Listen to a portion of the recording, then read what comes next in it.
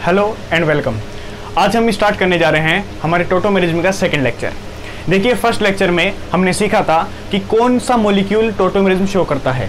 इसमें हमने पढ़ा था कि अगर किसी मॉलिक्यूल के पास में एक स्ट्रॉन्ग -R ग्रुप है, उसके जस्ट पास में एक sp3 कार्बन है और उस पर हाइड्रोजन है, तो एक बेस की प्रेजेंस में वो बेस उस हाइड्रोजन को एक्सेप्ट कर लेता था, वहां पर कार्बन आयन बनता था और carbon ion strong -R group की वजह से एक मोर इलेक्ट्रोनेगेटिव एटम पर चला जाता था और वो स्टेबलाइज हो जाता था।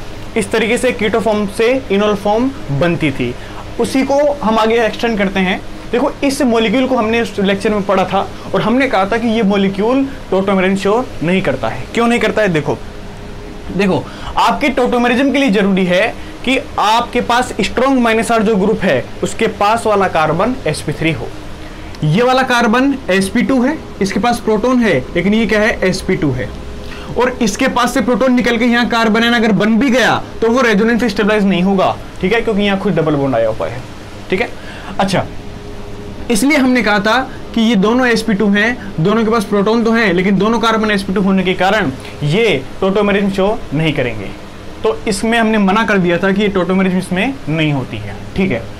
अब आज देखते हैं ये मॉलिक्यूल के बारे में हम पढ़ेंगे कि इस मॉलिक्यूल में ऐसा क्या होने वाला है, ठीक है। देखो, अगर आप इस साइड को देखें तो सेम है, यहां पर प्रोटॉन है और ये भी क्या है? sp2 है।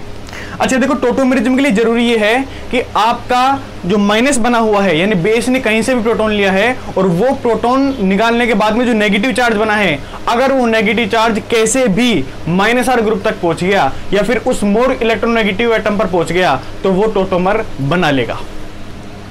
इस मॉलिक्यूल में कहीं भी ऐसा नहीं हो सकता, क्योंकि देखो, यहां से तो H निकलेंगे नहीं, ये भी सेम कंडीशन है और यहां पर H है नहीं, ये भी सेम कंडीशन बन रही है। तो इस पूरे ही मॉलिक्यूल में ऐसा कुछ हो ही नहीं सकता था कि कहीं से भी बेस प्रोटॉन निकाल ले और नेगेटिव चार्ज किसी -R ग्रुप की तरफ पहुंच जाए, लेकिन यहां हो सकता है। ध्यान से देखें, यहां से तो प्रोटॉन नहीं निकलेगा, लेकिन यहां पर 2 प्रोटॉन है।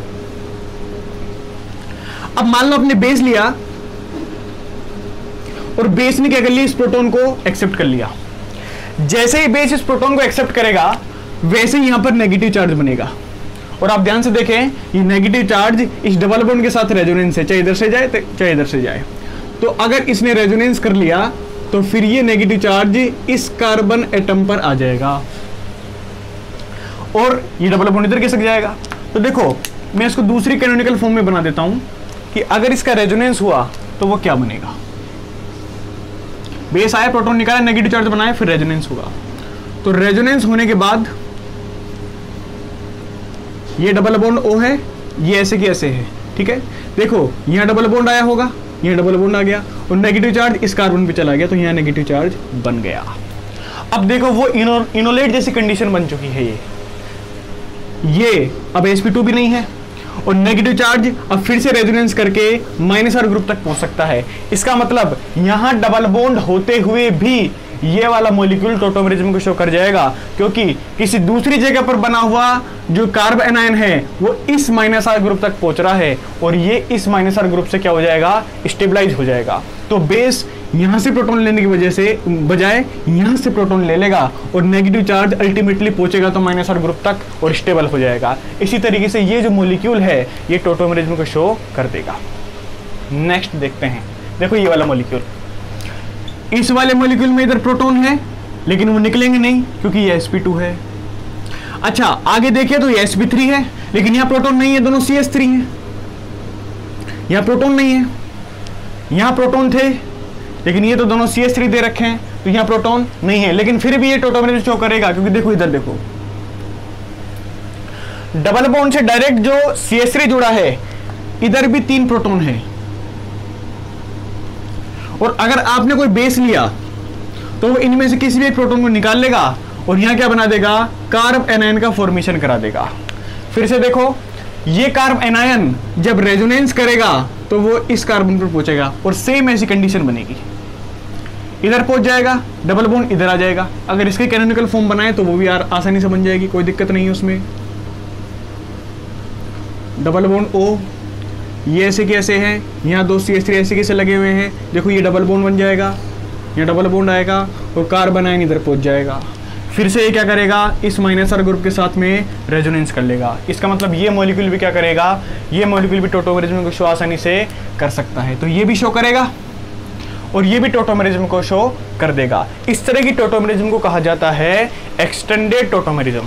देखो, एक तो डायरेक्ट टोटोमेरिज्म हो कि आपके -R ग्रुप के जस्ट पास वाले कार्बन से ही प्रोटॉन निकाल लिया जाए, ये डायरेक्ट टोटोमेरिज्म होती है। यहाँ पर -R ग्रुप के जस्ट पास वाले से प्रोटॉन नहीं निकल रहा, मॉलिक्यूल में दूसरी जगह से प्रोटॉन निकल रहा है, जिससे बना हुआ नेगेटिव चार्ज उस -R ग्रुप तक पहुंच रहा है। अगर ऐसा होगा तो इस टोटोमेरिज्म को कहा जाएगा एक्सटेंडेड टोटोमेरिज्म। आई बात समझ में? अच्छा, तो यहाँ टोटोमेरिज्म नहीं होगी और यहाँ टोटोमेरिज्म हो जाएगी। इसका एक और एग्जांपल लेते हैं, आपको और भी अच्छे से क्लियर हो जाएगा ये। देखें, अगर एक मॉलिक्यूल मैं ऐसा ही बना दूं, ध्यान से देखें,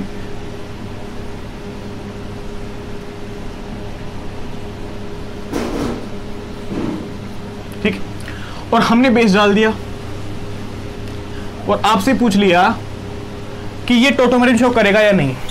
तो देखो, अगर आप रटने लग गए कि पिछला केस मैंने पढ़ा उसमें हो गया था, तो फिर दोबारा से आपका जो आंसर है वो क्या हो जाएगा, गलत हो जाएगा। क्योंकि देखो, यहां वाले प्रोटॉन निकलेंगे नहीं, यहां प्रोटॉन है नहीं, यहां कोई सब्स्टिट्यूएंट लगे हुए नहीं है, ठीक है। तो अब क्या होगा, कुछ नहीं। अगर आपको बेस दिया है तो इस पूरे मॉलिक्यूल में ढूंढो कि एसिडिक हाइड्रोजन कहां है, और एसिडिक हाइड्रोजन ये रहा, ठीक है। ये तो एसिडिक होंगे नहीं क्योंकि sp2 हो गए, तो ये वाला हाइड्रोजन क्या है, एसिडिक है, आसानी से बाहर निकल जाएगा। जैसे ही आपने इस हाइड्रोजन को निकाला, वैसे ही एक फॉर्म बनेगी जिसमें नेगेटिव चार्ज ऑक्सीजन पे होगा। अब आपको पता है ये नेगेटिव चार्ज फिर से रेजोनेंस में है, और देखो रेजोनेंस से कहां जा रहा है। अच्छा, मैंने क्या बताया था, अगर आपका नेगेटिव चार्ज -R ग्रुप तक पहुंच गया तो वहां पर टोटोमेरिज्म हो जाएगी। -R यहां, ठीक है। देखो, पाई सिग्मा नेगेटिव इधर से इधर जाएगा, यानी इधर बनेगा नेगेटिव चार्ज, इधर बन गया नेगेटिव चार्ज, तो फिर वो आसानी से इधर भी जा सकता है, और जैसे ही इधर जाएगा तो एक नेगेटिव चार्ज वापस से रेजोनेंस करके इस -R ग्रुप तक पहुंच सकता है, और -R ग्रुप तक अगर ये पहुंच गया तो आपकी टोटोमेरिज्म शो हो जाएगी इस मॉलिक्यूल में, ठीक है। इसका मतलब ये मॉलिक्यूल भी टोटोमेरिज्म को शो कर देगा। शायद आपके समझ में आ गया होगा। और केस लेते हैं कहाँ टोटोमेरिज्म होती है और कहाँ टोटोमेरिज्म नहीं होती। कुछ मॉलिक्यूल ऐसे होते हैं sp3 कार्बन भी होगा, उस पर हाइड्रोजन भी होंगे, फिर भी टोटोमेरिज्म शो नहीं होगी, और वो क्वेश्चन सोल्व होते हैं ब्रेड्स रूल से। आइए समझे क्या है ब्रेड्स रूल। देखो, पहले कुछ मॉलिक्यूल लिखते हैं। ये प्रीवियस ईयर है, शायद नीट का प्रीवियस ईयर है,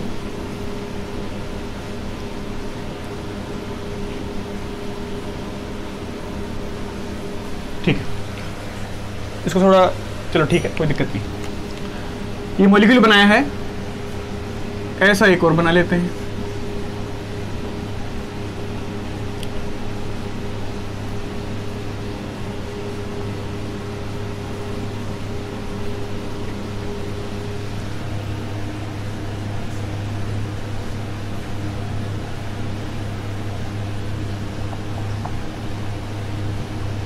ठीक, क्वेश्चन पूछा गया था इनमें से कौन मॉलिक्यूल टोटोमेरिज्म को शो कर देगा। देखें, -R ग्रुप है, ये रहा C डबल बॉन्ड O। आप ध्यान से देखोगे तो आपको यहां एक प्रोटॉन नजर आएगा। अच्छा, इस कार्बन का हाइब्रिडाइजेशन क्या है, sp3, संकर्ण sp3 है भाई, इसका भी होगा, यहां भी प्रोटॉन है, ठीक है।